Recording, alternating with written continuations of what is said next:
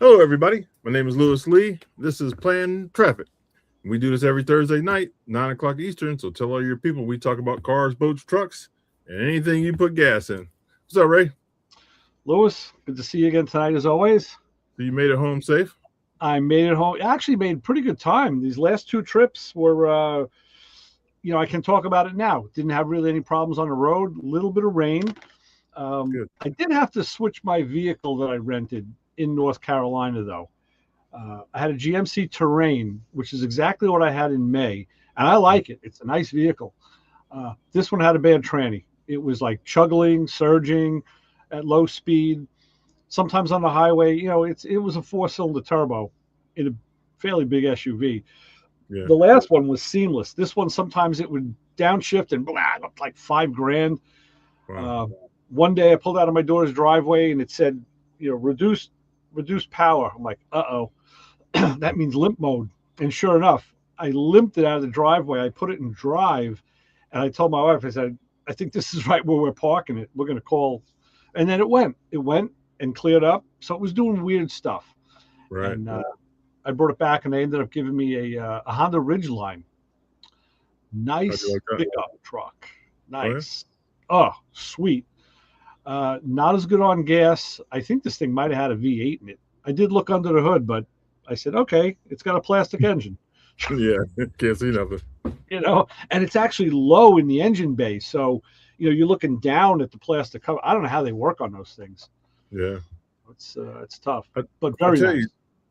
you, with traveling, I've come to realize that it's almost better to rent a car to travel because if Right. something happens, you just call them, they give you another vehicle, and you keep moving.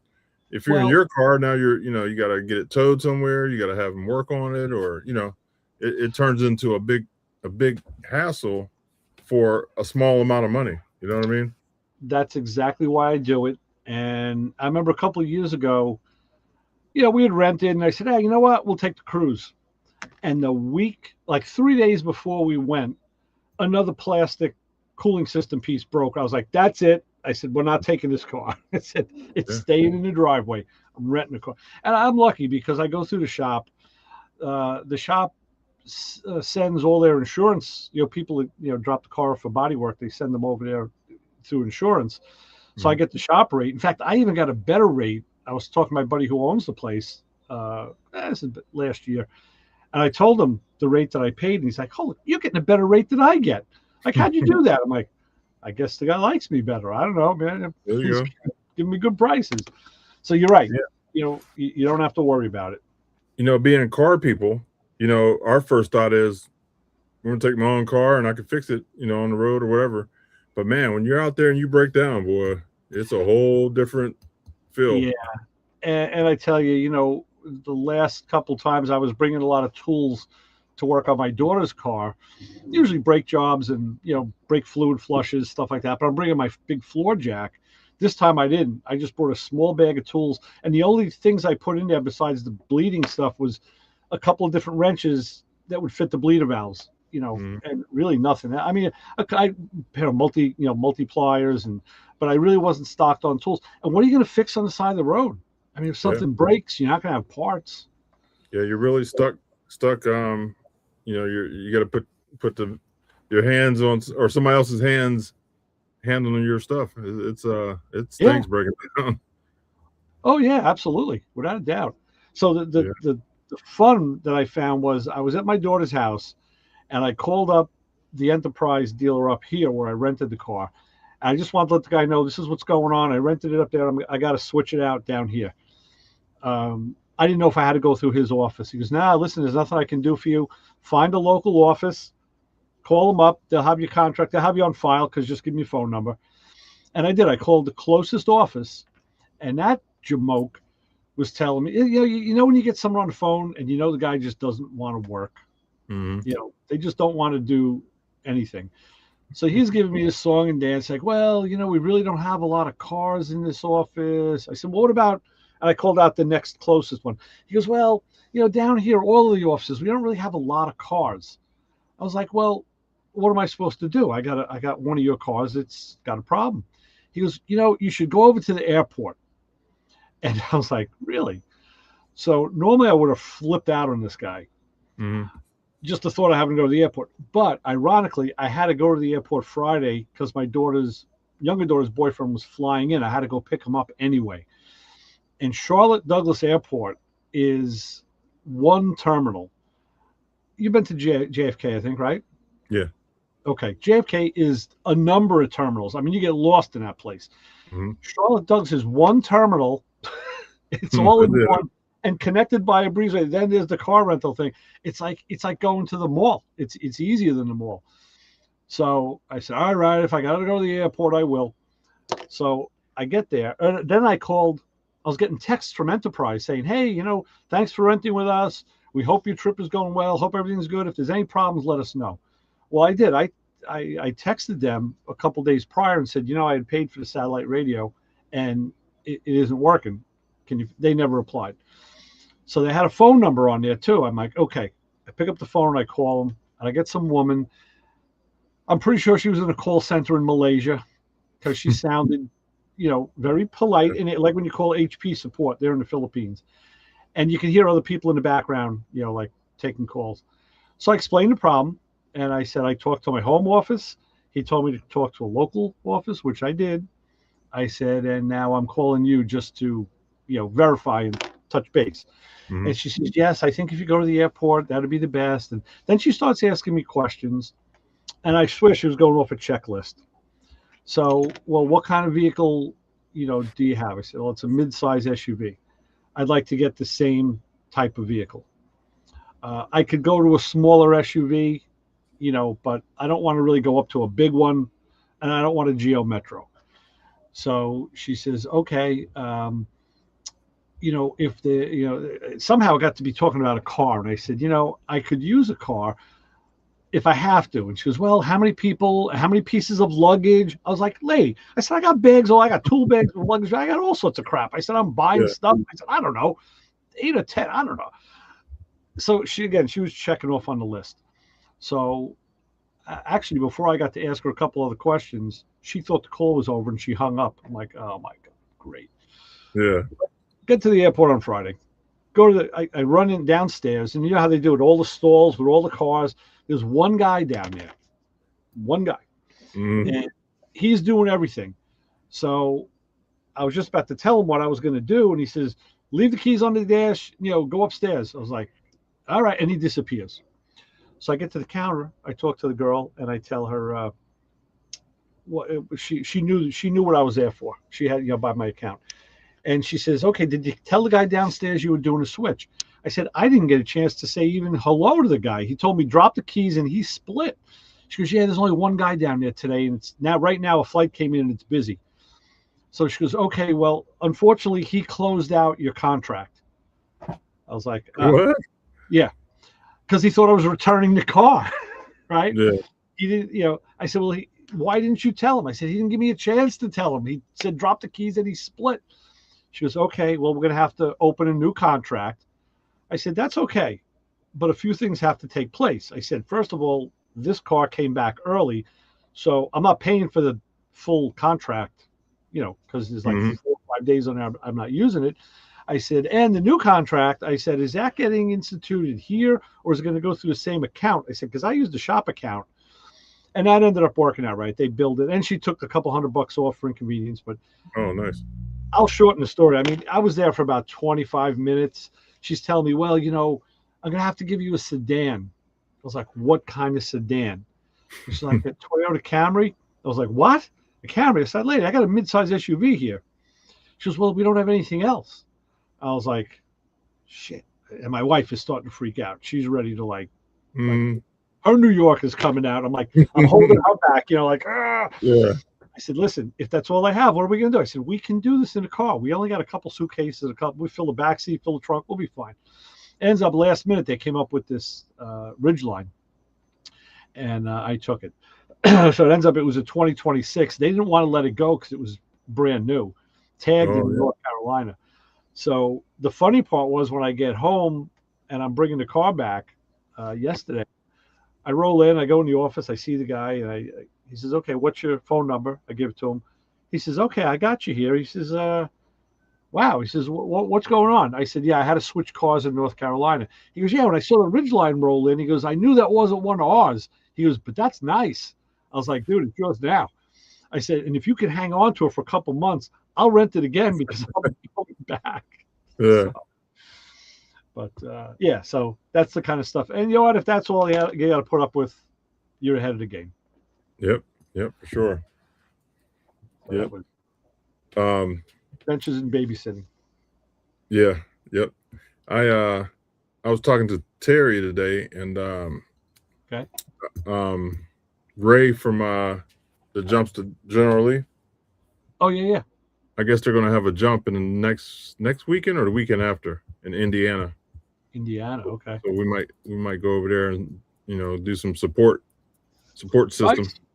Nice. It's really cool to see it jump live, man. It really is. Yeah. That's the thing. Whenever I go down there's always things I want to do. I did get to a Bass Pro Shop this time, which was really cool, man. Bass Pro Cabela's. Whoo. Found out they can't sell me any hardware though. Yeah. I'm like, yeah. I said, listen, I'm licensed from another state. Well, what state? New York. Guy says, nope. I can't even sell you ammunition. I was like, what? I said, come on, man. I go through the same checks. No, you can't do it. I'm like, son of a bitch. It's crazy, isn't it? Yeah. I mean, I went heavy too. I mean, I brought money. I bring cash because if I see something, I want to buy it, and they had some nice stuff. Really yeah, nice. They do. Yeah. No, not for me. Now, I don't know, in New York, does the Walmart still sell guns? Upstate. Yeah, down here by me, no. They'll sell BB rifles and airsoft guns and all. No ammunition. They used to have ammo down here. Dick's used to have ammo too and guns, but they took it out.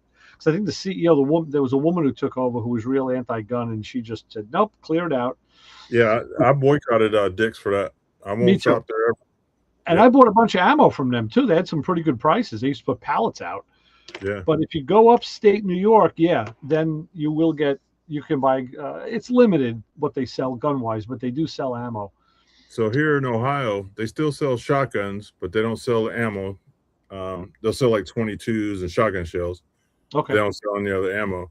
But when I was down south and out west, all of those Walmarts sell everything. Oh, in North Carolina too. Yeah. Yeah. Yeah, they got a full setup. I was in an antique store, little antique thrift store, and you see a little bit of everything because people consign their little booths. So you see anything from crystal to records to tools to whatever. So there was one whole cabinet of knives, and I know Brian, he can sell these on the truck. They had a sign saying switchblades and I forget what they called it. When the blade comes out the front of the knife, it's like a front-loaded switchblade. No, stiletto is just a long, thin blade. This is actually like you put this knife against somebody, you push the button, and you stab them without them ever seeing the blade. It's a front load, and they $48. Yeah. I said, and I was tempted to buy a couple. I get stuck around here with that. They're locking me up. Yeah, I was going to say that. They're legal there, huh? Yeah, you're locked up. Yeah, but I know the tool trucks sell them in the southern states. But not here. Yeah. My wife collects knives, so everywhere we go, she's always looking at the knife case. Yeah. I do too. Actually, in Tennessee, I was in a store. I think it was called Knife World, and they had a ton. And I actually bought a couple of small little like keychain knives and some SOG knives. They also had guns and ammo and clothing or whatever. Big store. Oh my God, is it big? It was like a playground. But, we love stopping at places like that. Yeah. Especially in different areas because they had different stuff. Right. So we do a lot of that. Yeah, absolutely. Oh, so I tell you, man, we're traveling. Not being as young as I used to be. It takes a couple of days to get back on your feet, and we hit the ground running. It was like doctor appointments, running here, running there, doing this, doing that. Luckily, the weather is nice, so it was hot down there. It was like in the 90s. I know it was hot up here too, but it was in the 90s. And at night, even when the sun, usually you can sit out on my daughter's screen porch and it's nice. I did the show from there in May on the screen porch, but now it was like 97 at like 9 at night, and you sit out there for a couple of minutes, like I'm going inside, going into the AC. Screw this. Yeah, sweating. I come down here. What is it now? It's 68 degrees outside. It's supposed to be like 66 tonight. Yeah, last night it was 55 here. Man, tell you, man. Yeah, I attested to like the ocean breezes here on the coast, but I don't know. It's a different kind of heat down there. Yeah, you got to have AC. Let's get the fellas in, see what they want to talk about. All right, Mr. Brian. Hey guys, there he is. That's a stiletto. A stiletto. A stiletto? Yeah, that's the knife that shoots out like that. Okay, and I can't sell them. I What's can't that? sell them in Maryland. I can't sell anything that way because that's a Class A felony. It's like carrying a handgun. You can't That's even right. carry them. That's right. You know, it was. I was. When I said the tool guys, I remember seeing Macco Michael. He has them on his truck, but he's in what the hell state are they in? North Carolina. No. No. Where Clay is? That's not Alabama, not Kentucky. Is it Kentucky? The hell are I know they? what you're talking about, but yeah, they. They can sell. You have to be careful in your wording. It's counterbalance. You can't say spring assist. If you say spring assist, that's under the switchblade or stiletto. Got it. You know, I had a deal years ago. A guy bought a bunch of guns from privately. My first set I bought from him. His nephew, he was a sanitation cop in the city, and his nephew was a court officer in the city. So, of course, they got buckets of confiscated knives and weapons. Yahoos walk into court, you know, for a court date, and they're carrying like, you know, switchblade, brass knuckles, Uzis. They're like, oh, I didn't know how to go through a metal detector. Yeah, dude, you got to go through. So they confiscate him and don't give him back. So the nephew was siphoning some off to my buddy Joe, and then he would sell them. So I was buying them from him like 5, 6 at a time, and selling them to guys I knew, you know, privately. And I had a stiletto. I think the knife was about 7 inches, so it opened up. It was 14 inches when it opened, and it's typically a thin body with a very thin blade. I might even still have one over in my cabinet here, but I had a guy working for me, this Puerto Rican kid, and Cruz was his name, and you know, I said to him, I told him I got, let me see, man, bring in what you got. So I brought in a bunch of knives, and as soon as he saw that stiletto, he was like, oh man, I gotta have that one. I was like, are we talking stereotype here or what? I mean, we're going back to like, you know, West Side Story. He's like, oh man, yeah. He goes, my dad used to carry one of these in his boot. Like, yeah, I had it's yours. I had a boot knife thing, you know, not a holster, but you know what I'm saying, a sheath, yeah. And it was funny because we had gone to a concert, and I didn't have the knife in the boot at all, but I was wearing the boots, you know, and the guy pats me down. Of course, I always got, you know, touched because I was just a big guy in the group, so they figured I was the guy with all the weapons. And so he you know goes down and he gets to the boot, and he's like, okay, where's the knife, man? Where's the knife? And I said, I didn't bring it, dude. I didn't bring it. He goes, you had to have it because, you know, because I had an empty sleeve, you know. You had the there. sheath. Yeah, I had it because it was sewn in the boot. It was a military set of boots. It was a I got them at the PX, and it was a pair of jump boots or something like that. It had a knife that went down in there, you know. There you go. And he kept, of course, you know, had gone. I don't even know what concert it was. It was either the Stones or Pink Floyd, because my mom was with us, you know. Oh, wow. And everybody's looking at me, and they got me like, you know, tied up in a corner, like, where's the knife? We know you have it. And I'm like, dude, I didn't bring it. I didn't, you know. because that was always the other thing. You'd forget about you having it, so then you had to hide it out in the parking lot because you don't want to walk all the way back to the car, and hopefully nobody stole your knife, or you remember when you came out that But that was funny. The good old days. That's when you only worried about getting stabbed. Now you got to worry about getting shot or blown up or whatever. Oh yeah. So, I've lost a couple knives in Vegas going to the casinos or the clubs. I'm like, oh, I got my knife on me, and I try to hide it somewhere. Never there when I got back. Yeah. I can't. We had this little knife. It was a little thing that went on your zipper. Plugged in. We sold. And I can't tell you how many guys the next week. And I was like, what happened? He goes, oh, well, I went to the casino, or I went here, or I went there, and I forgot I had the knife on, the thing. But it is kind of funny. And that happened a couple of times, like I said, because I'd take the knife out and leave it in the car. Because I knew, like I said, trying to get in. But all right, man. Where did you hide it? I don't know, dude. I didn't bring it. Well, why are you wearing this? Blah, blah, So I'm going to make a jump after the show. Huh? Because the sheath is sewn into the booth. Yeah, well, then, I get into this whole thing. It's a pair of jumper boots or whatever. I had a buddy that was in, and we go out to the PX. It was always funny because, I obviously didn't fit in, but we go into the PX, and I just kind of give him the old. That's what I'm there. And of course, he was a little shit. Here I am. I'm wearing like 38 waistlines, and he's like a 22. You know what I'm saying? And he's buying the shit. He's up there, and the guy's looking like, "This is for you, right?" "Oh yeah." And I'm like, kind of in the background, So, good old days. Yeah. Wow. So I bought my wife a pink stiletto out in Arizona. Yeah. She's a knife nut. So if I come up missing, I got a whole bunch of knife stabs. You know what happened? Yeah. I don't think she'd be able to stab you. She has too many choices.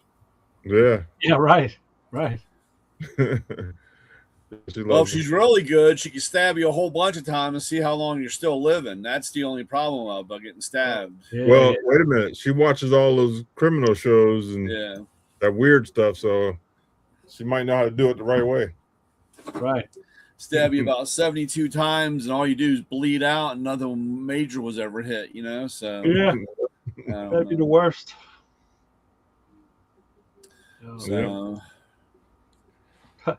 So, Brian, you got to be loving the temperature drop, huh? Oh, man, it was awesome today, dude. I tell you. They said on the radio here, they called today one of the 10 best days of the year, and probably the best day of the summer. And they're saying like tomorrow and Saturday are also going to be the same. So yeah, that's nice. Yeah, it's like 69 right now. It's 69 outside. It's really 69.1 right here. It's really nice, and it got a little. I hate to use the word warm, but I know. No, it got just a little heat towards the end of the day, but it was really nice. Clear. I mean, the blue sky, the bluest skies in such a long time. I guess Canada turned the fans off after Trump said they were going to tariff them. So because we lost all the smoke, I don't know what happened to it. It was I found it in North Carolina. Their day peaks. The heat peaks at about 4:00. Yep. So the morning is nice. Then middle of the day, you're like, okay, it's warm. And then my son-in-law told me, don't worry. By 4, you're gonna really feel it. I'm like, come on, man, this has got to be the. No, and he was right. By 4:00, it hits. I'm like, oh man. Yeah, that's how like around here it's not that late, but that towards the end of the day, that it gets the peak part of the temperature. On days like this, so it was nice. So it was nice not running the air conditioning in the tool truck. Yeah. So that was nice. That saved me a quarter of a tank today. That's what my wife just said to me today, because one of the things she doesn't like about relocating and living down there, she goes, I like days, and I agree, where you can open the windows and Yeah. just have a nice breeze. And down there, it's like, no, man, it's AC. I told her, I said, the reason is once you have central air, you want to really maintain that temperature, and you can play with it up and down, but you don't want to have a big set point. You don't want to let the house get hot and then have to cool it. You want to kind of, plus it stays dry. Here we're using the splits, so like today I had I had the windows open, and it was beautiful. Yeah. But Yeah, it was really nice. yeah. Papa Squirrel, where are you at? I am in Oregon. I'm right outside of oh, about an hour from Portland. Okay. It's still daylight. He's got another 35 minutes or whatever, another 40 minutes. I got at least an hour. Yep. 9:30 here. We're dark. Yeah. Yeah. Yeah, we're dark Yeah. here. We're in the area where we're selling at a Ren fair. This lady bought a forested area, has been clearing it out over the last 6 or 8 years to hold her Ren fairs in. Yeah. Fascinating thing about it is 16 years ago, she saw us somewhere in California and invited us up here to Oregon to a Ren fair. We decided, hell, we'll do it. We'll try it. It was held in an old Christmas tree farm. Oh wow. Wow. That was pretty neat. And then after about 5 years there, she bought this piece of property that we're on. And when we got up here, she handed us a sling blade and a rake and a shovel Oh Did you no. work? to clear our side out. Clear your own site. Oh man, that sucks. So, Yeah, Well, it did, but now it's gorgeous up through here. I bet. Wow. That's awesome. It's Yeah, the only when we Ren get- fair we're going to do this year. We decided to cut ourselves way back. Okay. Well, yeah, your daughter. You handed her off to your daughter, right? Yes, we did, because I guess I was going senile Okay. from the medicine. Damn if I remember which one of the drugs it was. They use it for weight loss, Uh-huh. and it's also a diabetic drug. oh, And the doctor Ozempic. decided, I think so. And the doctor decided I need to lose weight, so he really increased my dosage. And I started just doing weird things and falling down. And Mm. my wife even bought me a really fancy wristwatch that'll call 911 if you don't catch it in time. Right. Right. And because I fell down in the garden once, and it says, "You want me to call an ambulance?" No, just let my wife know that I've fallen in the garden, because I couldn't get back up. I was so out of it, it wasn't even. Wow. And then she and my daughter did some research and decided that must be it. And she noticed that every Wednesday I was starting to do fairly well. But when I got my shot on Thursday, I went Mhm. right back into the ozone. Yep. And I literally don't remember any of that shit. It was bad. That's why you need to have people around you who can actually Yes. keep an eye on you. Yeah. Yeah, my wife was on the same medicine, and she started losing her hair, and her vision started getting real foggy and funny. Wow. And she's been That off it sounds- for probably 4 months, and all that stuff went away. Nice. Yeah. My wife and them took me off of it. The doctor said, "Well, why'd you do that?" And she said, "Because he was falling down." He said, "Well, he shouldn't do that." Yeah. You tell him. Well, that's exactly like I had talked about a while ago. The medication I was taking years ago, for disc inflammation. It was an anti-inflammatory, and it was slowly contaminating my liver to the point that I got jaundiced, and they didn't know what the hell was the matter with me. I was like slowly checking out on them, and they didn't know why. And they said, "Wow, and no one picked it up until I saw a liver specialist. He's like, "Oh yeah, that's it." All the other doctors, didn't catch it.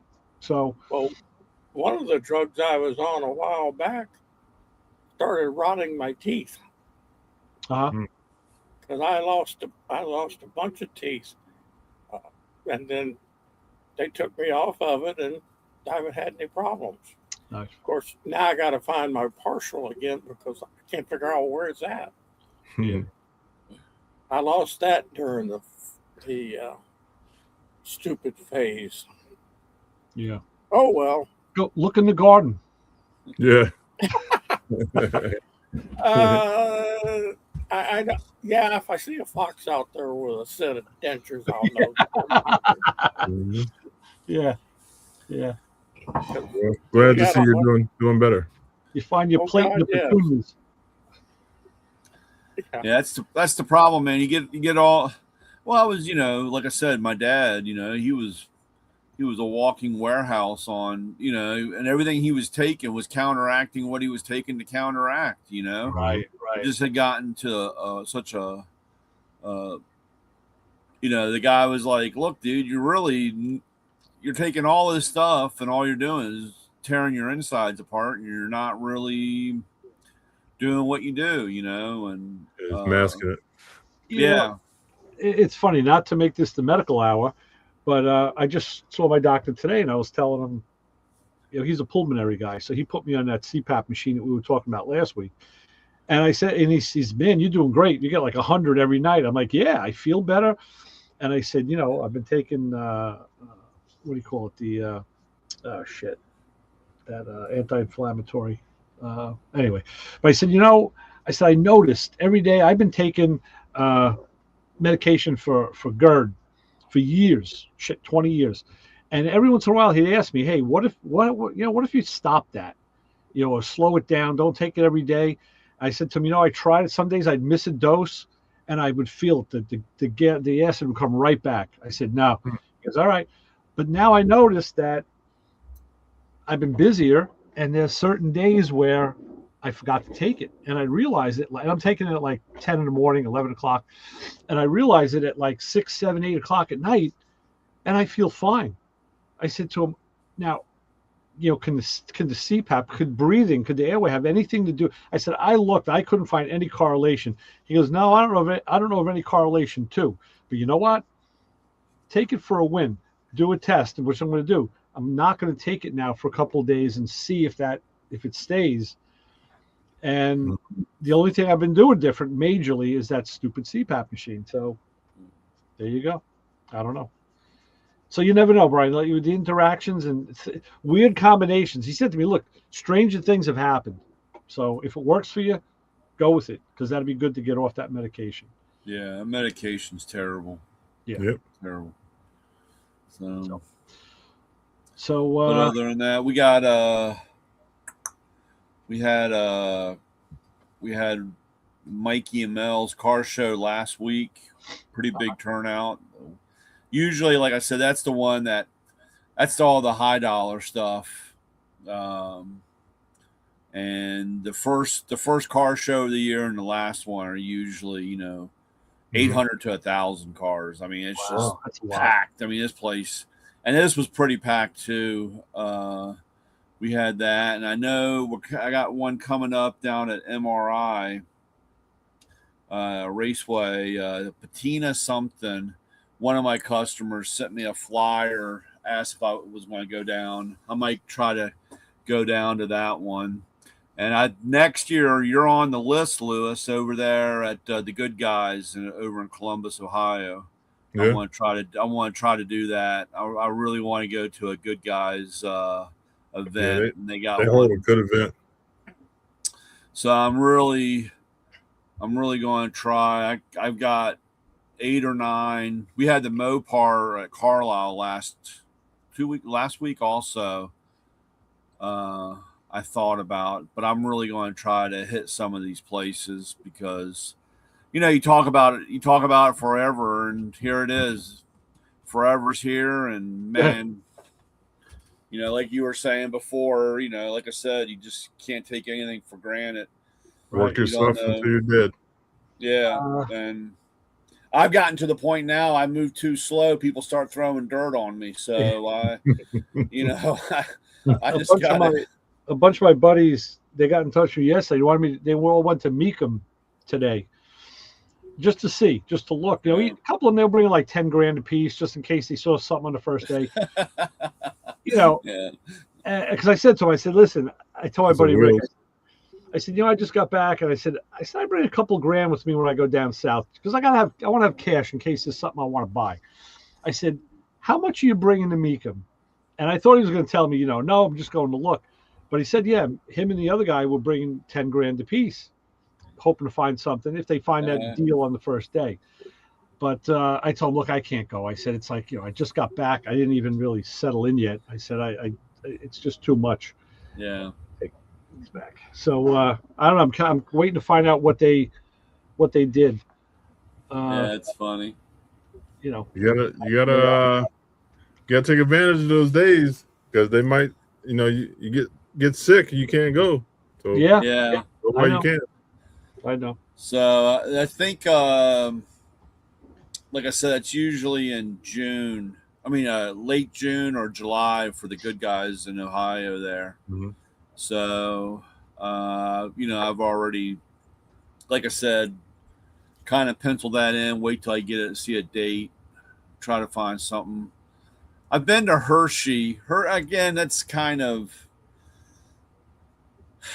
old school stuff, right. type stuff. I've been there once. I don't know. Today, like I said, I know today I'm different than when I was younger. I mean, I appreciate more stuff. Yeah. Or I look at things a little different because, like I said, you just, you used to see shit everywhere. Now you don't see it, like you used to. You really don't. And it's funny. I ran across. I had a customer. He had passed away. I guess it's been a year, give or take, and he was a body guy, and he had an older Plymouth, and I think his brother, I'm not too sure on the car, but he had like a Tri-5. I don't know if it was I think maybe it was a 56. And you know how the dash is on the 56? Well, he put another dash in the back where the back seat was. Oh. You know how the hump was or whatever. And the work they did was really incredible. And it was funny. I ran across another one of our elders of the neighborhood, and we got talking. And it was funny. He said, because I asked him about Levi's. His wife was starting to have a garage sale or selling some of the stuff out. Uh-oh. And I asked if he still had the car, if she was going to keep the car, and he had converted an old 50s refrigerator into a toolbox, had all these drawers in it. I'll try to get a picture of it. It was really kind of cool. And but we got talking. I said, man, he had so much stuff upstairs.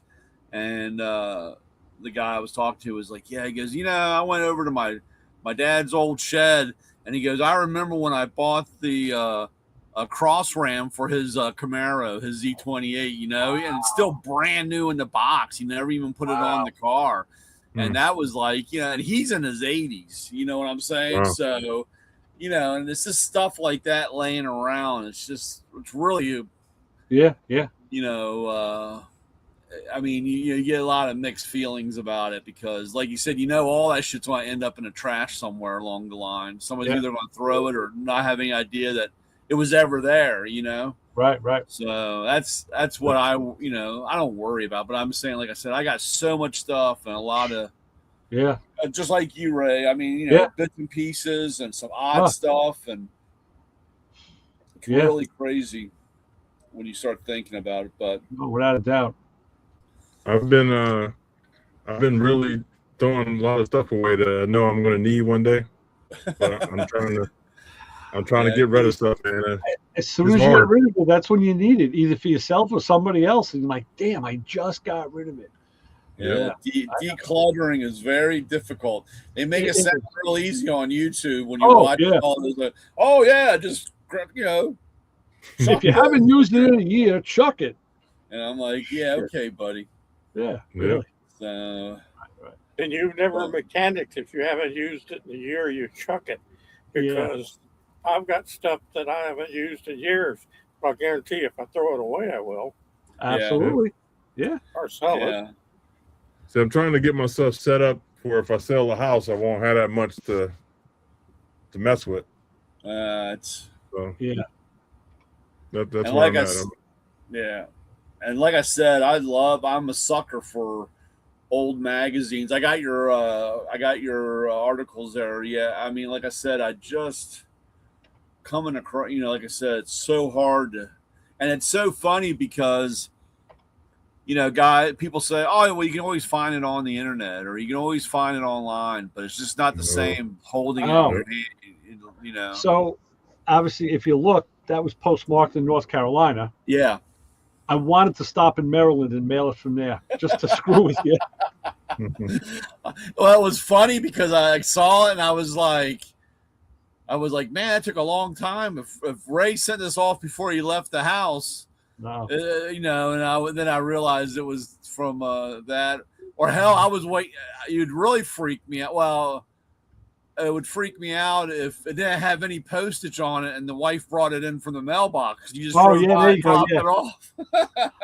I'll tell you what I did get. I did find this. Oh yeah.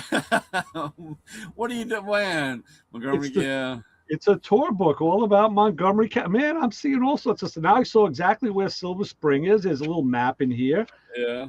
They got a little map that shows you're right down there. Yeah. In that. So now I'm putting together because what happened and you guys got this down there. You got a prison museum. Oh yeah. That'd be cool. We got a lot of shit down. I mean, there's a lot of stuff here. Oh, I saw that. Well, what happened was I wanted to talk to you about this. On the way back, we took 95 down, and I wanted to come back. We stayed in Fredericksburg, Virginia, so I figured that was like just about halfway, a little more. I wanted to stay there, so we had to come back 95. But Waze kind of redirected me, and I know whenever I get near, like Virginia into Maryland, I know there's like 3 different ways of going. And it took me a way I hadn't gone before. It took me up 301. Yeah. And I'm like, man, this road is, and I think I got a license plate ticket. I think I got a speed ticket too on 301. But what a cool road. I mean, just miles it's 122 miles. I think we did about 100 of it through farmland and beautiful country. Yeah. And when I got home and looked it up, it basically was designed to bypass Baltimore and Washington. I was like, that's exactly what it did. Of course, what it did is put us right on the Chesapeake Bay Bridge, which I had never been on. And, we're on the bridge, and my wife's like, damn, this bridge is long. I was like, this has to be like 5 miles. It's 4.6. It was like just about 4 miles long.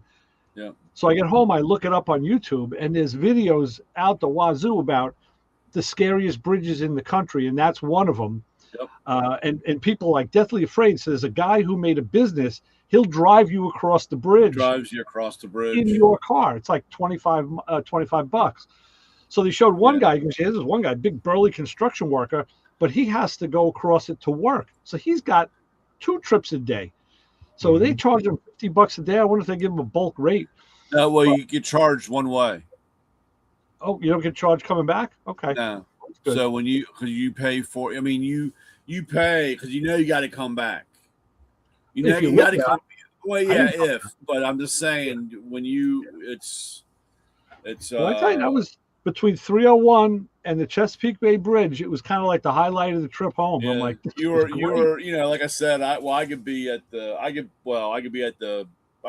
Bay Bridge in almost an hour. So yeah.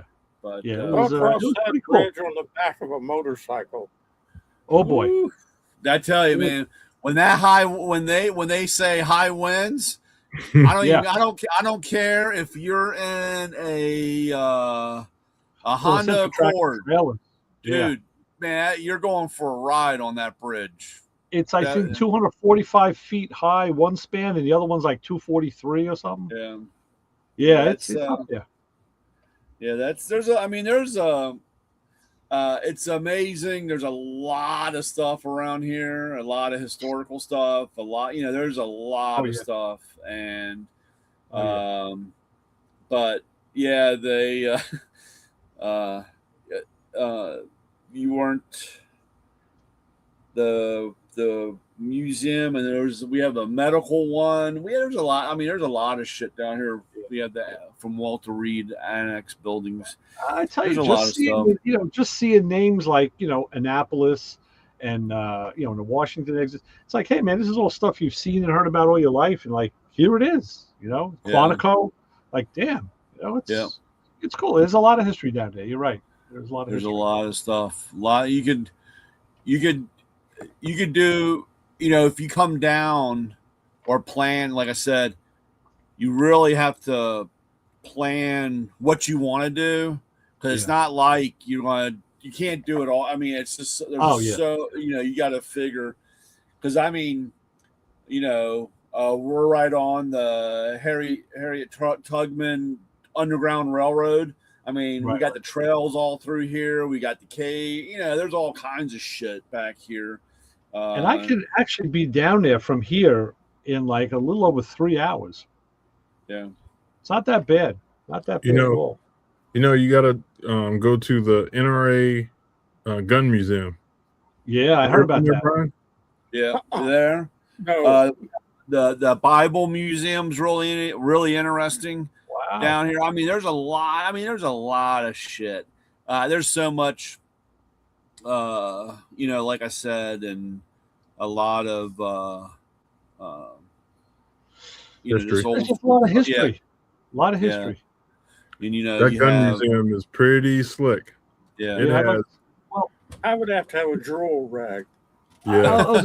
Speaking of that, that's why I told my wife, I said, I'd love to stop here. I said, I got to come down and see Brian one day. I said, but we can't stop now because we'll get arrested. I said, I'm totally illegal in this state. I said, and our cargo will get us in trouble. So we ain't stopping unless it's for gas, and we don't need gas. Yeah. So, me and my wife were in that museum for 4 hours. I mean, it's that big for one, but it has so much history. It had the Gatling gun, and it had the blueprints for it, and it showed how it made it, and it was pretty sweet. The patents. They'll let you make it. Yeah, it was pretty slick. That's cool. I wished a friend of mine hadn't gotten really bad and died when he did, because he had plans for a miniature Gatling gun, a 22. Wow. I thought that looked neat, but I'm not mechanical enough to do any of that shit. Yeah, you'll enjoy it. It's a nice museum. Really want to talk about minis? You get like a mini 1911, and this thing actually does it. Where is it? Is it? It's supposed to work. Don't shoot yourself. No, I ain't gonna shoot myself, but it will. It will rack the slide. You cock the hammer. The trigger works, and I do believe it's got a safety on it. I do believe it'll drop the magazine, but it's not doing it. I know it does because it's got little bullets in it. I don't know why it's not dropping. You gotta clean your gun, Ray. I know. I haven't used it in a while. I should have cleaned it more. Don't bring it into California because they're terrified of anything. Oh, don't I know it? Yeah, you can't do anything down here. Don't worry. I know. Our wall. The only thing that I thought that was fairly interesting at our Walmart, they did have a sign saying that there was no more limiting on 22s. Okay. they were limiting on how many 22 shells, rounds you could buy, but they had a sign up at one of the Walmarts saying that you are no longer limited. You could buy as much as you want on 22s. What did they limit you at? I think it was 2 boxes or something 50 like or that. 100? Of 100. Okay. Because I think that's what the original. I don't remember what the original sign said. It's just, like I said, because like Lewis had said, they only carried slugs for shotguns and clay pigeons and 22, and that was about it. Online, you could order more because I have a couple guys that used to order online, and that stopped. I don't think you could do that anymore online because you could get it online and go pick it up at the store. Yeah. But I don't know. I had to ask Steve next time I see him. But like I said, around when you're 30 miles from the zone where like I am, everything's very limited. Yeah. Very restricted around here. Right. So, I'm surprised they don't inspect you on the border. I don't know. I didn't catch the whole story, so I shouldn't talk too much about it, but I was like, man, it's been pretty quiet with ICE, and then it's been in the news here for the last 3 days. They've been running through the woods chasing people. So I don't know. I guess they're trying to flush them all out. I don't know. ICE has finally showed up in Fort Bragg, our little town on the coast. Really? Yep, they've had some ICE agents through there.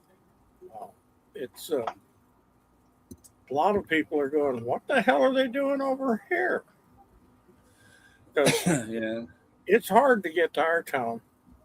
Well, we've had a lot of problems, and I know Paul had sent. You saw on the chat, these the one that he had talked about down here, street takeovers or the intersection street overs.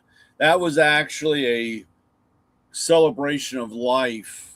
A guy had passed, and they were all doing on their motorcycle burnouts and tearing up the neighborhood, and of course, people say, well, we all grieve different ways, and this was a celebration of life, which, okay, that's fine. You want to celebrate life, but when you're interfering with everybody else's daily thing, I don't understand that's the right. But did the guy die from at a street takeover?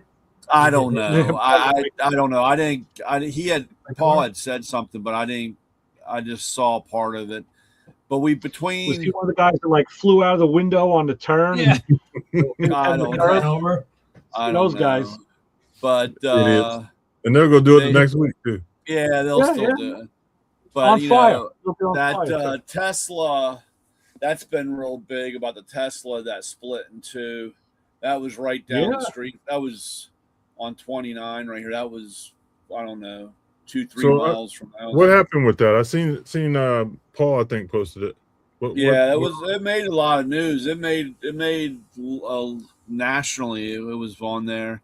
The moving van, the guy that was driving the moving van, they said that truck had an issue. They've never really said what it was, and then he plowed into a couple of cars, and then that's the whole chain reaction. I don't know how the Tesla got split in two, but I was kind of I'm sure that thing. I went by my Tesla dealership to see if it would show up there, but I'm sure it's probably sitting in that Area 51 warehouse.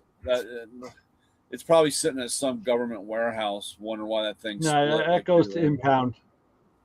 Yeah. So, but we've had 2 or 3 pretty big. Right now, the big thing in Montgomery County now, they're lowering all the speed limits now.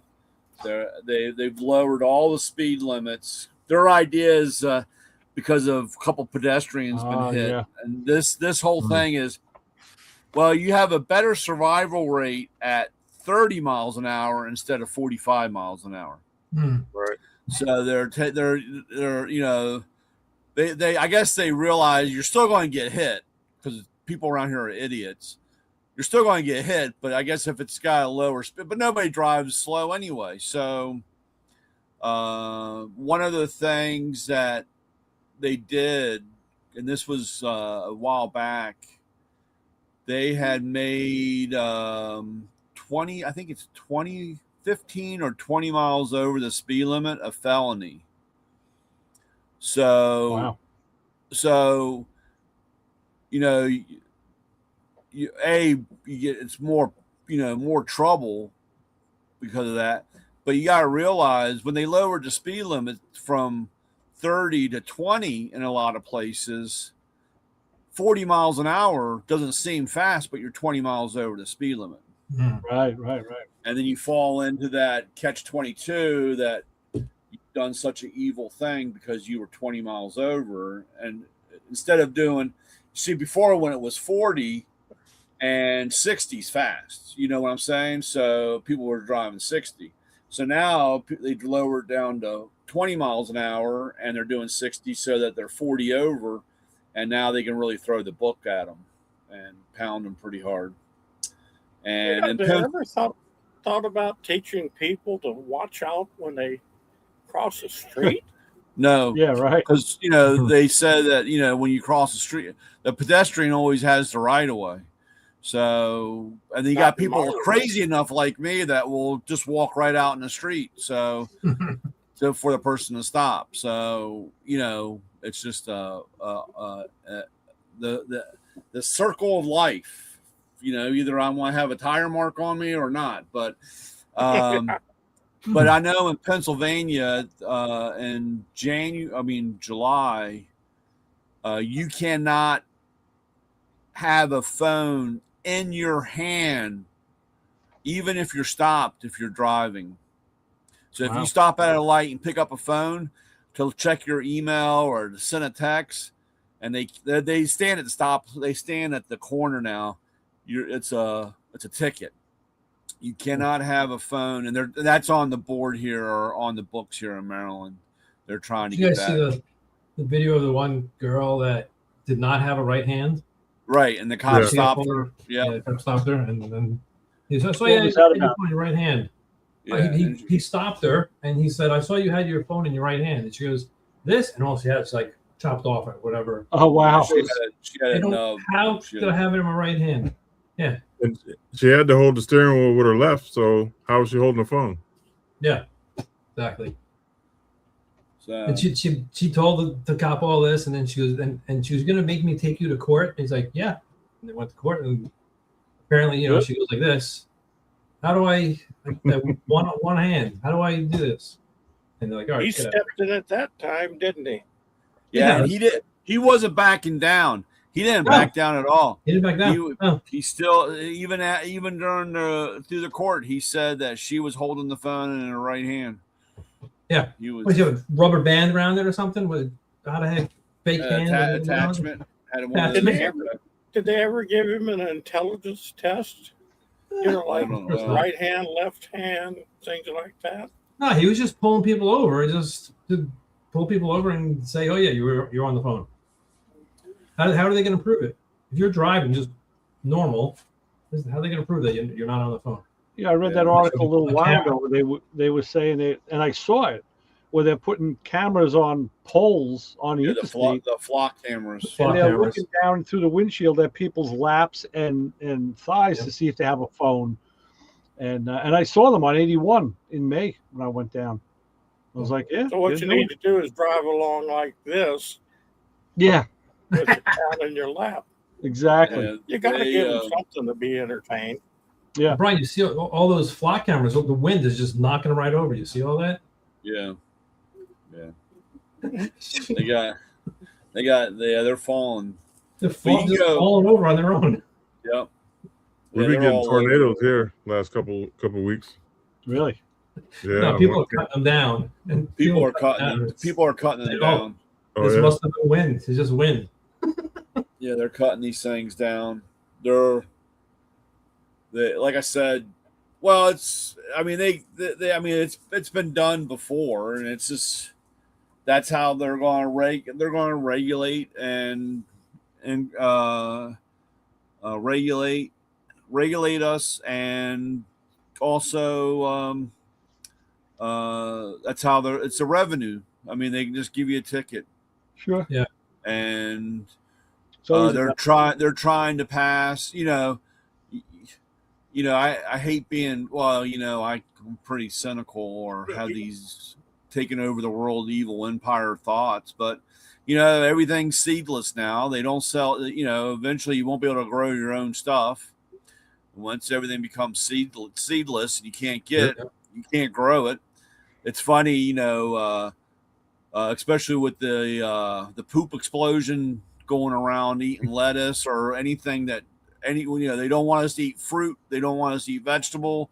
You can't eat anything good for you, because it's going to give you explosive diarrhea and have issues. So, but they'll take that away.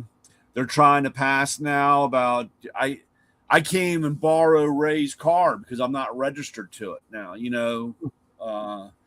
That's one of the big things that they're talking about now about against the law. Having you can't borrow a person's car because that person might not have a license. You don't know if he has a license or has any insurance or whatever. Yeah. So you should.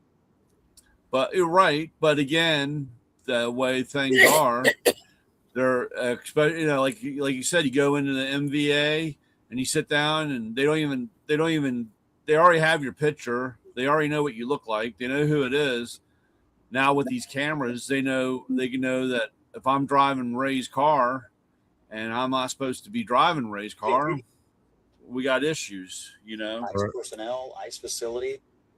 So I agree with home. I don't know. It's crazy. It's crazy change of events. Don't worry, it's just going to get worse. Yeah. That's why we got to all move to the desert and live off the land. Well, yeah, but No, we won't have. Not in the desert, because you might not be able to get water. Yeah. That's go on, Papa Squirrel, because I want to tell you that's the one thing that nobody talks about, and there's companies that buying up stuff to control that water. Yeah. Bill Gates bought up all that land out west that has a lot of the water that runs through. Yeah, and they want to have what it's like. You buy something in West Virginia and you don't have water on the land. You don't have water, and you say, "Oh, I want to get a." They won't let you drill. You can only drill so deep because there's a lot of natural gas or whatever, or oil, and it was cheap buying up there. You go drilling and you hit something, well, you don't have the mineral rights to the land. Right. Mm-hmm. You didn't buy that. You bought the land, but you didn't buy the land. That's why you have to be careful. If you buy anything, you got to make sure you got the mineral right. Right. But, that's when they get you with this is why it costs so much more. And even then, they still won't let you drill. I mean, there's. You might suck water out of an aquifer that they're supplying a city with. Yep. The city pays more taxes. Yep. So speaking of drills, is there anything new in the tool world? It's been kind of quiet. We got a big, 2 weeks. We got our big August mega tool sale stuff going on. Hopefully we can get some new stuff. I don't know. It hasn't been any teases on what's not really. The only thing that it was really nice. I don't have one here. I sold them all. was kind of surprised, but we have a new ratchet. We have it's a 12-inch flex head, half-inch drive ratchet. Oh wow! So it's nice and small, and it's 12 inches. It's basically like shaped like our 3/8. It's a little thicker, but Uh-huh. like I said, I sold all mine. I had ordered a handful. 15 or so. They were all gone. I was kind of surprised that they all went that fast. So it's been quiet, but just steady, slow and steady. Okay, Nothing. better than Nothing. standstill. Yeah. Well, I still, trying to I'm poking all the bears. I got two Snap-on guys that hate me. I think one of them has a bulletin board up in the back with a picture of me they throw darts at. The other one, and then Cornwall guys still hiding from me. Really? Yeah, we still have What's some that all unfinished. We still have some unfinished business. Oh, okay. Oh yeah, you were talking about that. Yeah. So he's driving. He's driving in the shadows of darkness. The Grim Reaper will get him. Don't worry. So, other than that, it's been quiet. Actually, it's been kind of quiet. Any headway on your car? You've been doing anything on that? Well, I just got that one area. I don't know. I've had two guys look at it, and they kind of just say, put it back together. I don't know. It's in specs with measurements. I guess You're talking about that floor issue. Yeah. It's when the guy put the floor in, or when he did it, and like I said, I can't tell you how many times, being around or underneath the car, crawling around it or whatever, I never really noticed it. Of course, I will admit, when I welded up the other side, the shock towers, and got all that stuff straightened out, and got the new cups in there, and got the not the bracket, but got the shock towers all done. Had one bad spot on the in the torque boxes. I got those spot welded. I haven't finished welding them in, but I got them in, and I went over to the other side.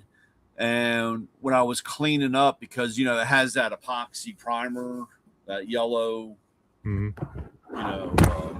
Yeah, the catalytic prime. Yeah. So I was cleaning all that up on the floor and the firewall and in that area, and I got all that stuff cleaned up, and I started noticing where the frame rail went. One side was flush, but the other side was all jacked up, and he had just put I don't know how much, but just a shit ton of seam sealer to hide the. It just looked like shit. And once I started pulling all that apart, it's not even connected. It's not even to the floor. Yeah. And it doesn't look. When I measure or look, it doesn't look like, it looks like the floor's not sitting level, I guess, or flat. And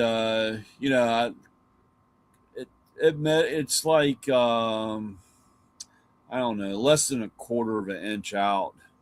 And the guy, everybody I talked to said, "Man, you're lucky it's only that." Those cars, really, man, you can, those cars can be all over the place. There's nothing, and so I don't know. One guy just said, "I'll just, beat the floor down and tack weld it all in," and I just can't. I don't know. It's not really in my vocabulary just to beat the shit out of something to make it fit. So yeah, no, I understand that. Yeah. Yeah. And but I do know that prior, at least, because I took it apart. I mean, the old fender that was on the car and the doors that were on the car and the cowl and the hood, it all fit, and it didn't have a funny gap or anything. I mean, it wasn't like stuff was really, the adjustments were hogged out. You know what I'm saying? I mean, it wasn't like it didn't fit right. They can make the panels, though. They can make the panels fit right, even though the substructure is wrong. Because my Challenger was like that. No. That's what I'm saying. It's not like I had, an extra half-inch drilled out on the fender to make the bolts fit. You know what I'm saying? It was all within the factory specs or, factory holes. Everything was there. So I guess the big thing, really, I guess I should get it back together and just measure, measure the wheelbase, make sure all that's square, make sure it's, I don't have to, when I get it finally together and I have to make the alignment and I have to, have one tie rod all the way out and one all the way in. Yeah. Something like that. I mean, it was not. I mean, all that stuff is well within the spec. I just don't like the way it was all jacked up and clean. Old. I mean, it wasn't. Well, it's not. It's old seam sealer, but it's not ancient seam sealer because it's been there for a while. But cleaning that shit out's a mess. That seam sealer is a fucking mess, dude. It just doesn't peel off. It's you gotta use dry ice. Put dry ice in, and it supposedly just chips off. Well, no, because they did videos. Yeah, I know the Lexus dealership did that because they had a problem with mold growing in their seam sealer on the Lexus. You get a funky smell, and you pull the carpet up, and where they coated the floor to protect. Grew mold on it once it got wet, and those guys hated that recall because they got dry ice everywhere and beating the shit out of their, trying to get it to go. So, but I don't know. I'm not knowing, but I don't know. I know what eventually. I guess what I'm really saying is.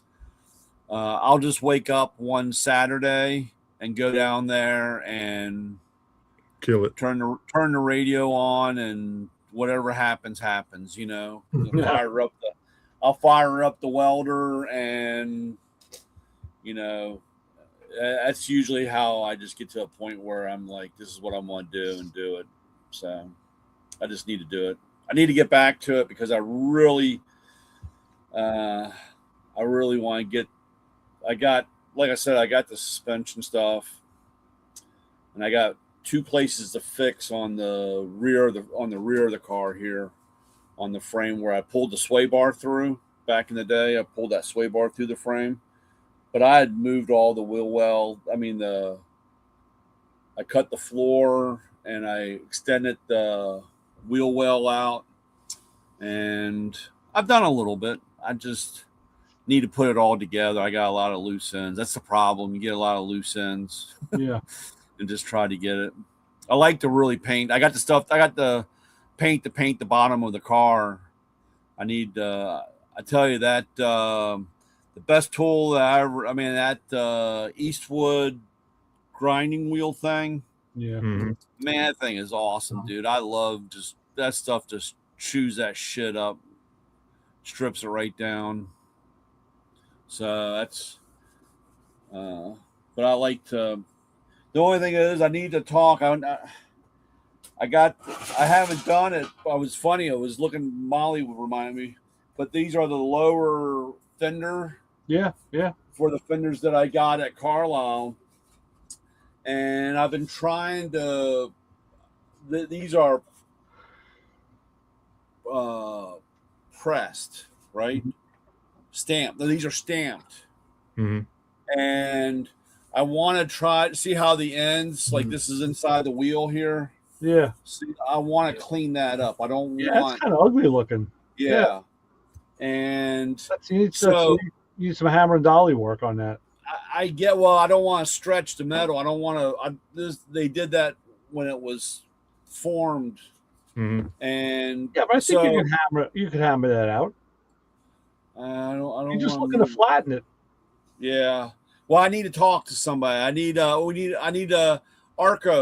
I need to put the hammer and dolly sign up in the sky and have Arco call me or something because Mhm. because I've watched a couple guys and they say, oh, we cut and re-weld. You had to cut to flatten them out. I've had guys tell me you want to use this part, so you cut and leave. If the original's still good, Leave the you keep original in that part. place. Yeah. And but like I said, it's just not one side; it's both sides. So you know how many guys would that'd be where the Bondo goes? Yeah, I know. Yeah, I And know. let's face it, it's in the wheel well. So I mean, but Ray, the problem is it drives me crazy. No, I know. Because you know why? I bought patches like that for my car, and they were smooth. Yeah. They Well, the funny part is, so I was up at our coffee and car show up in Burtonsville, every Sunday, and there's a guy.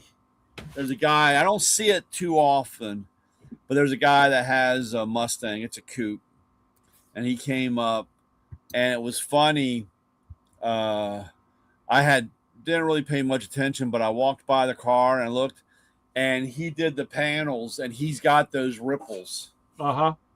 He's got and it stand now. When I seen the car twice, it stands out. I can't you walk by it. It doesn't matter how the wheel is or whatever. That ripple just stands out. These lines just stand out, and I'm like, I can't have that on my car, dude. So now, how did it come from the factory? Because I've seen some pretty shitty factory work. Yeah, well, the original fenders or the original wells are smooth. They don't have that. That's not stamped like that. Okay. I don't know how. I mean, I know it's stamped at the factory, but I don't know. I mean, like I said, how it's done.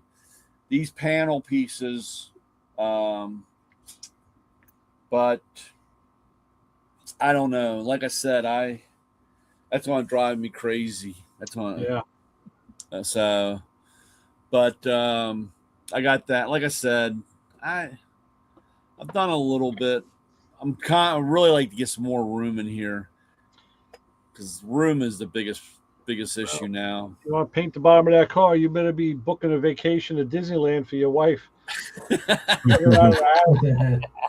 Yeah. I know that. Well, the last time they went, I was really trying. I really wanted to do it that weekend, and the weather here was so bad, but temperature-wise and rain, and I just couldn't. Like I said, I'm so I don't know. I just don't do it enough, or have enough experience to know what I can get away with. My luck. I do something like that, I'd come down and all the paint would fall off or never dry or whatever, So well, I mean, that's like a reflecting pool. Okay. I'm in the same boat, and that's why I farmed out all the body work. Because I don't do body work. I mean, I could play around it, and there's times where I think I could do it, but I know better. It's like, you know what? Give it to the guys who do it for a living. And I watched these guys when they were repairing. I had a little bit of rust over the wheel arch, and they knocked it all out, and of course the hole got bigger, and I was like, oh my god, like how they gonna they lost part of the lip, and they just took pieces of other fenders and tacked it in. Well, perfect. I mean, there's no way I could have done that, especially in the time frame they did. It's like, dude, just so it's funny. Well, it's funny that you say that because I was in one of my body shops, and one of the guys, they had a 73 Beetle. They were doing the 73 Beetle, and Alex, he said very, like I said again, English is, we're drawing pictures and pointing at stuff, but he's like, this car, he goes, my age, because he was born in 73, Oh and yeah. he goes, so he's looking at his car and we're talking about, and he goes, Mr. Brian, how about your Mustang? And I'm still working on it, Alex. Too much work. And I showed him some pictures. I showed him the shock towers, where I welded them up. And then he goes, "Oh, that's really good." He goes, "It's taking you too long." That's what he said. So the two other guys and he goes, tequila, Coronas, pupusas, tacos, and 2 mamacitas, and we'd be right over. There you go. Take him up on it. Yeah, I was like, it'd be like, I couldn't watch, but I would probably just say, "Here you go, boys. There's the pile of metal. There's the 2 welders, and just let me know what you need." And I got it. I mean, like I said, I have welders, plasma cut. I got it all. I mean, like I said, I got sandblast. I got, huh? Sometimes you just got to throw your hands up. I know. You should bring those boys over, man, on Saturday. So Get the taco truck pulled in there. get my buddy that he's got I got a buddy that's got a killer taco truck. Mm-hmm. At the restaurant. Tell him to stop by and just, man. But I tell you, So it would drive me crazy, dude. I don't know if I could watch it. That's where I was at with the roof raised. I'm like, man, this is going to take me forever. And when I told Arco what I bought and I was going to cut the roof, he was like, "Oh man, it's on." And then I'm telling you, man, I know that you've talked about it, right, Lewis. And I'm almost like, okay, guys, what weekend and what do I need to do to make sure everybody's comfortable? Because, dude, it's just a lot of work. Or my problem, I second guess. Well, I second guess. I'm like, is that good enough, or do I need to do more? So so here's another thing you can go do too, is stop at some of the shops that the guys that we have on here. If you're out, if you're like up in, like, the Ring Brothers would love for you to stop and see them. Yeah, man, just stop in there and now their cars on a different level, but they do cars that are on a lower level, and they can give you some tips, and try to ease your mind on some stuff that you're thinking. It was just crazy. Yeah, but therapy. He said, "Mr. Brian, that's really nice." He goes, "That's really nice, but you take too long." Yeah. How's their work? Are they work good? It's okay. I mean, like I said, it's just scary. Like Ray said, it's scary because you have a pinhole, and man, they got this hole, a fist goes through, and you're like, holy shit, this thing started out. That's the reason you don't watch them. Yeah, I know. You just let them do their thing, because these guys. I mean, I watched. At the shop where I'm at, I'm doing mechanical, but there's another guy. This guy Ventura speaks like no English, and it was funny because he was just doing that T-Bird that came back that I refused to work on. Yeah. He was working on it. It had the rocker trim came off. And there was a hole in the rocker panel. So as I was there, I was kind of looking at what he was doing. My buddy at the shop said it was kind of, he looked over to him and said, "Hey, Ventura," he says, "Just compound, just compound." He was like, "Hey, yeah, hoo-hoo." I'm like, "What the hell?" He goes, "That's an inside joke." The painter at the main shop, this guy Jose, who painted my car, he likes to run herd on all the other body guys and techs.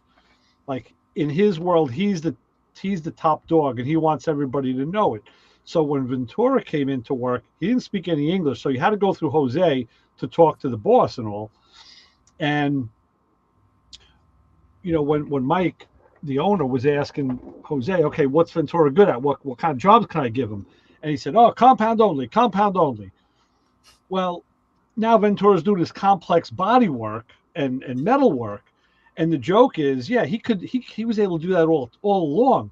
But Jose just kept saying, no, compound only, to keep him down as a compound guy. He didn't want him going up the chain until he was ready for him to go up the chain. Right. So Yeah. they run this sub network in the shop. It's like, holy shit, that's, I'm surprised he probably hasn't paying him every week, paying up to him too.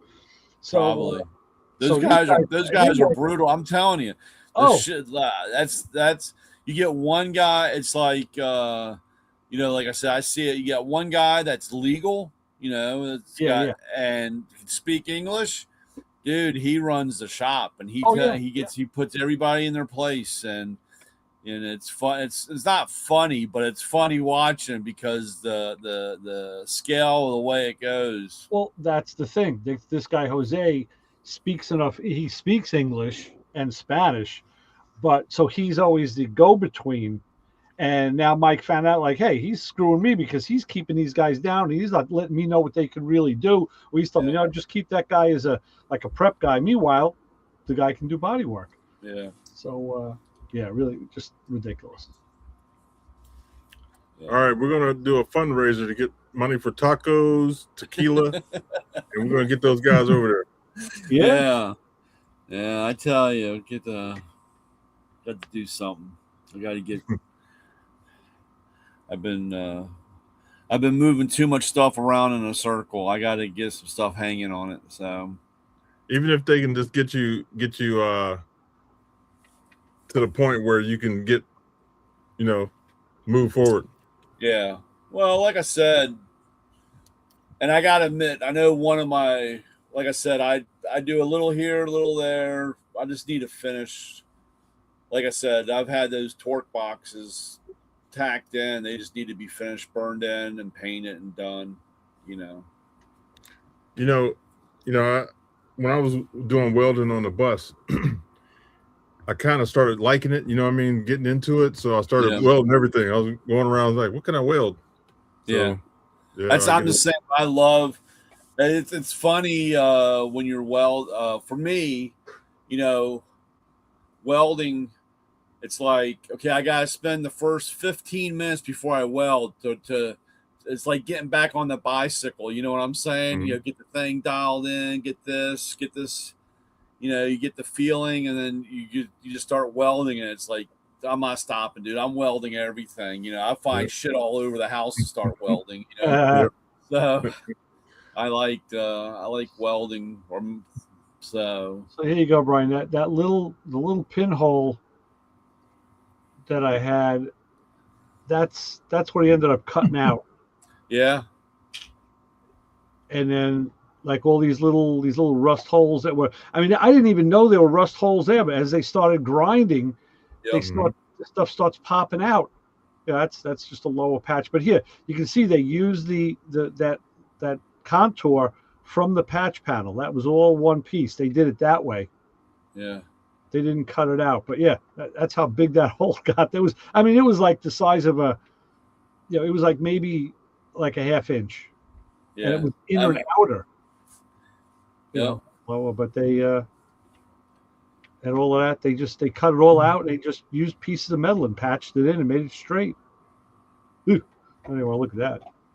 So let's stop that. But yeah. Now you're sexy. Oh my God. What's that, Louis? So now you're sexy. Well, now it looks great. Now it looks phenomenal. But I don't know if I have any. Do you see the GTO that the Ring Brothers are working on right now? I have not. No. Oh man, you got to go to their. I don't know if it was on YouTube or not. It YouTube was on YouTube. Or not YouTube. I think it's on Instagram. Yeah, but they had something on YouTube I saw a couple days. It was maybe a week ago, 2 weeks ago. They're doing some stuff on the GTO. They stretched the body out. Really? And, oh man, you got to go look for it. I should have sent it to you. Do you know what year car it is? I want to 65 maybe. That's my Right now. year. It's your body style, like right close to your body style. That's my year. Well, yeah, 67, I think. I don't know. I can't yeah. remember. 5, 6, and 7 are very similar. They did get longer each year, but they're similar. See if I can find it. Man, when I seen it, I'm like, man, they're doing some work. They take stuff to the next level, man. So I think a you friend know, of mine is sorry that he let his GTO go. yeah. So But- it's not a close up, but that's what that wheel well looks like now. Mm. After all those holes, that's what it looks like now. It's like perfect Yeah. because I let the right guy do it. You know, it was like, yeah, let them do it.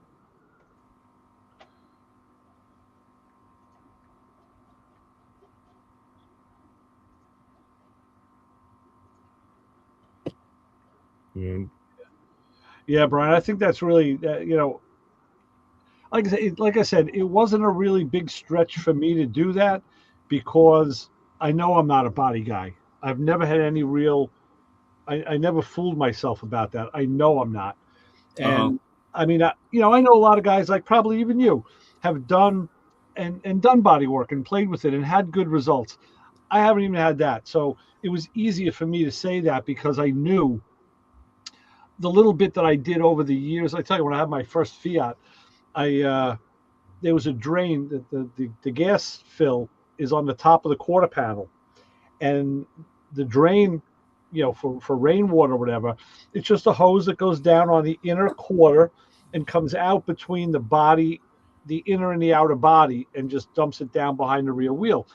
Well, when my car was built from the factory, that hose got turned and it laid inside that crease. So there was one little spot. It was about the size of about a silver dollar of rust on the quarter.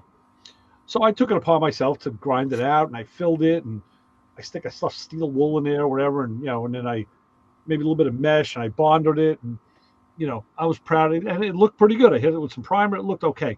So, and I did other little spots. But when my friend TJ came, he is a body man and a painter, and he was going to paint the car for me. So he's going through it and says, "Yeah, it's in pretty good shape," and he's got a like an awl in his hand, and he's like tapping, and he gets to that spot, and he says, "Oh, what's this here?" I was like, "Oh, it was just a little spot," and he just stabs it and pulls it right out. He goes, "Yeah, what monkey did this?" I was like, "Fuck!" I was like, "Yeah." He goes, "Ah, dude." He goes, "I'll fix it right." I'm like, "Okay, all right." I said, "The one thing that I thought I did right." I mean, like you said, like when you did your sister's car, right? With the newspapers and and I guess good for selling it, but and he did it right. So remembering that, I was like, I wouldn't even attempt my car because it needed more work. And it was just such an easy thing to do to say, yeah, let these guys. And it went through a couple times. Like the first time was just to do all the major rust and patch panels and get it in prime. And then it went through again before paint, and then right before paint, when it was getting painted, it got another go over, and that's when they skim coated and really flattened things out. And you look down the side of the car now, and it is just flat. It is. Yeah. They did the right thing. The guys really, So yeah, that's my recommendation. I can't stress that enough. Oh, like I said, I know, and it's just one of those things that, like I said, I just have to. I get to a certain point, and it's just I just have to let it get there and do it. And you'll feel so much better because you'll get that car back. It'll be in prime, and it'll be ready for you to do the next thing. I mean, I was like, that like set my balls on fire. I was like, wow, now the body looks so good. It never looked this good. Now I can start doing my mechanical stuff. And filling in the blanks. And oh man, that's why I drove that car for 2 years with no interior, no carpet, no door panels. I didn't give a shit. No headliner. I didn't care. I said, you know what? I really don't care. The body looks better than it ever did, and I'm driving it. Yeah. So I didn't even give a shit about the other stuff. I guess really on part of it, is that I've just had, there's no other way, just being taken advantage of. Somebody do some, I mean, I've had, somebody say, oh, let me help you out. And they just do some really shitty work and you're right back Yeah. in the same spot. And, You got to find the right guy. You do. And, I just have a hard time. Well, I mean, you got to know the guys. You yeah, got. I know. I know, but I'm just saying in general. It's like the guy that wants to work off part of his tool bill and do something for you and fucking hose you, and and you're like, okay, now I had to go back and redo what you did, and I gave you X. It's just. And you think he's a halfway decent guy. I have a really hard time with that. I know. I mean, that could work if the guy is honest and he says, hey, you know what? I owe you X amount of money. I'll give you an honest day's work to pay that off. And if he's a righteous dude, there's no problem with that. But you gotta know that going in. Yeah. And I mean, I just, I unfortunately get the short end a lot. And I just have a hard time, but I'll, like I said, I don't know. I might have to take those guys up because you get three. Well, it's like everything else. It's just like watching TV. How do they get the car done? And that time when you have 4 people working on it, it's a big difference compared to just one person, Well, Chip Fu said that on Overhauling. I remember one show he said, people ask about that. How do we get this done? He says, we run 3 shifts. Right. Because I got guys working around the clock. He says, you don't see it on TV, but we got 3 shifts of people. We film what we want filmed. And I mean, that's how you do it in a week. Yeah. And so I don't know. In an hour. So, but hopefully, I don't know. Like I said, just I have. Well, the other way of doing it is put the car together the way it is, and then have the body done later. There's just more in the way, but that guys do that all the time. They do that all the time. Yeah. So, like I said, honestly, like I said, the shock towers was a surprise. I never knew that they were that bad until I got in there and started poking around and realizing. And I guess I had decided that I wasn't. I mean, I could have eliminated a lot of that by taking the shock towers out and put a rack and pinion in. That's one of the things I bought half the shit to do that. But I got to a point where I guess the biggest thing for me, and I know it sounds kind of funny, everywhere I go and every car show, every event that I go to, every one of these cars, first generation Mustangs, are so cut up. And I don't like that. So, well, but there's good reason for it. I mean, a lot of them just rusted so bad that it made sense. Yeah, to cut up and do modifications. I guess like I said, I was watching a guy and I thought it was fairly interesting because it's like the cowl support. The cowl on the front, is not removable. It's part of the. I mean, that's welded in. That's the heart of the car on the 64s to 65, 66, and he was putting a new cowl panel on, and he had done the vents and all that stuff, and the Dynacorn replacement parts around the windshield wipers, where the windshield wiper motors come out and the arms go on. The stamp is different from the original, and that's it's just the way it's shaped, the way it's stamped in, and that's one of the things that I know when I walk up and see a car that that's not right, because that metal is not right. And like I said, I was watching him and he was cutting the original up, swapping over the where the thing. and that was fairly interesting. Like I said, I'm too anal like that. See, that's what drives me crazy. I can't. I want it the way it's supposed to be. No, you have your preference. Yeah, that's fine. There's nothing wrong with that. That's the parameter that you have to work around.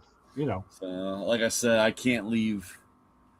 I can't. The problem is you picked an early gen Mustang. Yeah, That's I the love problem. my early gen. That's not a problem. That's the problem. Sorry. No, listen, I know it's your baby and you love it, but listen, I've worked on enough of them now where, you know, there you go, Lewis. Thanks. Yeah, that's a 65. I can tell by the light. Let me play it real quick as soon as I figure out how to get back to the. Hold on. We widened the door. Yeah, they Wow, widened the body and everything. And that's a Check it out. convertible. In the quarters, white rest Let me see if I can start it over. car.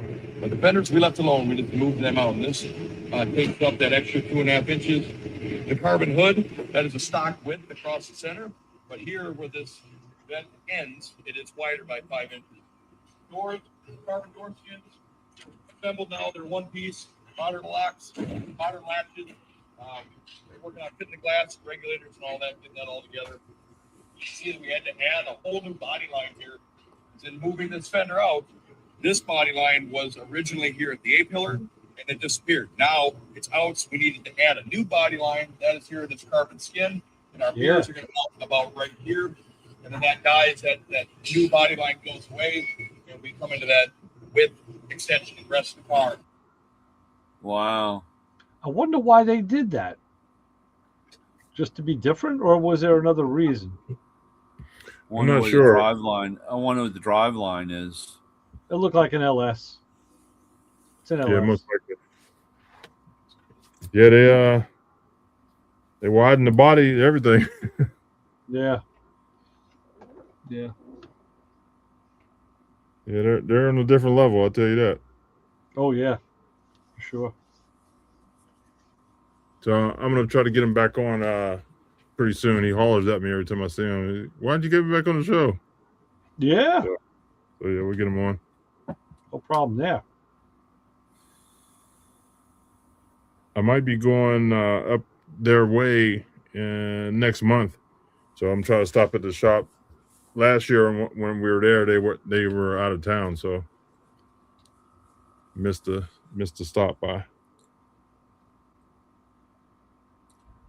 Yeah, it looks like an LS, Yeah. but I sent it to you. This was at one of my shops. It was like an older 240 Datsun 240. How is he? Yeah, and the guy. It's kind of hard to tell, but so there's the Datsun, right? And then on the back, it's hard to see because it's black, but he's got this.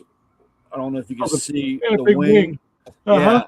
Yeah, and it's Oh, the park bolted. bench. It's bolted to where the bumpers used to be. So when you grab the wing, bounces around like this on the car. It's not stable, you know. Oh, good. Mhm. So, but long story short was this guy got started in this, and he put a LS in. Uh-huh. Yeah. And for whatever reason lost interest, had an issue, couldn't do something, so he just closed the hood and it sat outside for a couple of years. That's good. And now it went to one of my guys, one of my customers that's his side business doing cars, showed up, and he's like, man, this thing is a mess. This guy's like, he wants to get it running as cheap as possible, and he's like, dude, you left this thing out in the elements with no intake, no nothing. That's good. Just so it's a mess. There was somebody's video I watched a couple of years ago. It was one of the guys that I know. I don't know if it was Tony, Uncle Tony, or if it was Kenny. Somebody took on a job like that. It was a Mopar. And the guy had built the car and didn't finish it and just left it sit outside. It was the same idea. It wasn't finished, so some things were open. and now they wanted him to get it running. They expect, well, the car's like 95% done, so it should be easy Yeah. for you. And when he gets into it, he's like, no, it's not easy because all the shit, all the damage that was done from sitting. Oh, how bad could it be? Yeah, well, it could be pretty bad. Yeah. Yeah, I know. Well, I got one of the motor. Well, one of the motor. But I have two motors. I've got the 289 and I've got a 302. And the 289 I wrapped. I sprayed and wrapped that one. And it's been sitting under the workbench for the last, million years. The 302 that I had in it, when I pulled it out, it's been sitting in the garage. It ain't like it's been sitting outside, but I did, out of curiosity, a couple weeks ago, I did spin it over by hand and it did move. I was afraid that it had just been sitting there. I didn't wrap it or spray it or anything. Yeah. But it did turn over. So yeah, I don't know. I don't even know. Like I said, I just was curious. The 289 has been wrapped up for the last 30 years. my boy just got back from Meekum. He just sent me a text. He said there were a lot of really nice cars coming across the block on Saturday. He said today there were some really good deals. So I'm waiting to hear what kind of good deals and if he bought one. What you meet them? It had to be close because they just went today and came back. Mm-hmm. So I would imagine it was in maybe PA or Jersey or Connecticut. I don't know. It had to be close. Yeah, I'm trying to get myself motivated to get the Cadillac from behind the garage. Yeah. I finally have room for it in front. So, but now I got a tree growing up around it. Oh no! Gotta go cut it down. Yeah. Old Bunyan. Yep. So Meekum was in Harrisburg. Oh, PA. Yeah. Okay. 22nd to the 25th July. Pennsylvania. The trees growing around it, not through it. No, it's not through it, but it's pretty close coming up the side. That's good. Yeah, you better get rid of that before it sucks in one of the trim moldings, grows in that tree and starts pushing aside. Yeah. I watched a guy, he was up Chris's way, but he had it was a Auto Union or an Audi early, like a 71 Super 90 wagon, super rare. I mean, there was only less than 100 of those things, and that came into the States during that time. That was a weird time for Audi. Wasn't really Audi yet. That was Auto Union. Mercedes and Volkswagen was trying to buy them, and Mercedes owned them at the time, and it was just kind of a weird time period for that car. But he found this thing sitting in a junkyard for the last 47 years or whatever, 50 years sitting in, and that was one of the things where a tree had grown up next to it and kind of pushed it and moved it aside and started, the car started growing inside the tree, getting all that stuff. It's a fairly interesting, watching them dig that thing out of the junkyard was fairly interesting. That could be a problem. Yeah. Yeah. Well, that's like when I took my dad for that Cyclone, the 66 Mercury Cyclone convertible, and a tree was growing out of the back seat. And my dad told me to get back in the car and shut up. But Dad, it's a comet. It's a cyclone. He goes, God, that was the longest when we came back from that that ride from Virginia where that guy was going to prison with that AMX 390 drag pack car. Mhm. It was a 390, 2.4s. It was a drag pack. Had 411s or 456s. I don't know, whatever, from the factory, 4-speed car. And it had the gorilla hair glued all on the roof. I mean, because it was only a 2-seater car, but it had all that shit. And man, that guy, a big old biker dude, answers the door, and he's got. Dad says, "Why are you selling it?" And he goes, "Well, I'm going to prison next week." He was in a house arrest. That was a long ride home from Virginia. My old man fucking chewed my. He goes, "What is wrong with you? Why can't you just buy a fucking car? We got to go to all these places, and you got this shit." I said, "But Dad, that was a track." He just. The only one that got him was it was down in Virginia again, but it was a 65 Shelby, and the guy had moved, sitting in a townhouse complex, and somebody had stole the top end of the motor, took the intake, carb, and all that stuff, and we went down. I crawled all over that car, dude. I crawled every inch of that car looking for all the numbers and the markings. And I told my dad, I said, "Dad, this is the real deal. We got to get this." And he's like, "But it doesn't have the motor doesn't work." And I said, "Don't worry." "Don't worry." I said, we got to get this car. And so I guess it was like 2 weeks had gone by. The guy called me and said, "Man, you got to come get this car." Because I guess we were the only ones that were really interested in it. Somebody had stole the wheels and tires. Oh, wow. Had sold the wheels and tires sitting on cinder blocks out in front of this place. And we went, I said, "Dad, let's go back down and look at this car. Let's go." We get down there, and my dad goes, "What happened to the wheels and tires? It was stolen." He said, "Get in the car." He goes, "Just get in the car." So we drive by. I said, I said, "Dad, we got to go back. We got to go back and get this car."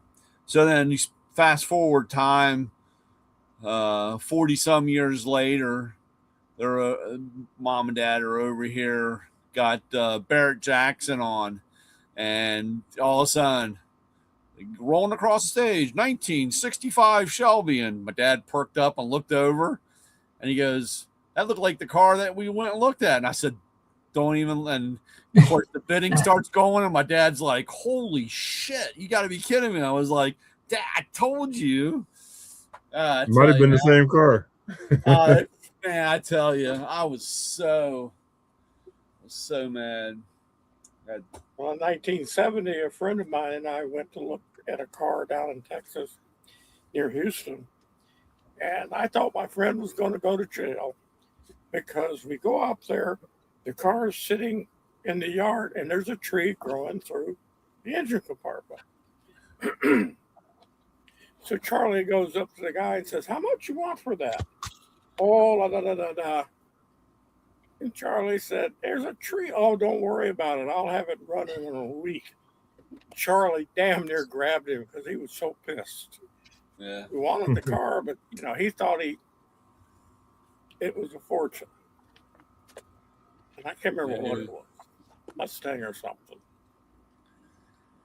I love people that have things growing through their engine compartment of a car and thinking, "Oh, I'll just throw a battery in it and fire it up." That's what he said, and that's why Charlie went ballistic. Of course, Charlie was about your size, so he could afford to go ballistic. I was a skinny little 135 pounds high schooler that I couldn't afford to go ballistic. Yeah, it's crazy on some of the cars that I looked at. A lot of cars. So, all right, guys, I'm gonna jump ship. My time. Why don't you close us out? All righty. See here. I'm gonna put my strap on here. All right, let's see. I'm gonna close this out. Just hit the button.